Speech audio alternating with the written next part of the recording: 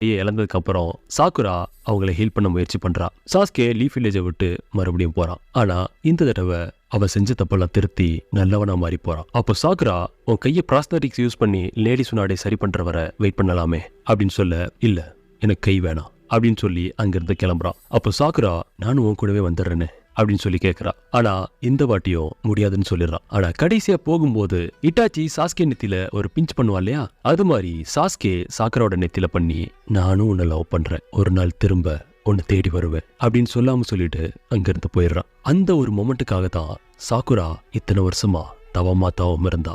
நருட்டோவோட marriage ஃபங்க்ஷன்ல எல்லாருமே அவங்க ஜோடியோட ஹாப்பியா இருந்தாங்க. ஆனா சாக்குரா மட்டும் ஸ்டில் அந்த லாங் டிஸ்டன்ஸ் ரிலேஷன்ஷிப்பை நினைச்சு வாழ்ந்துகிட்டு இருக்கா.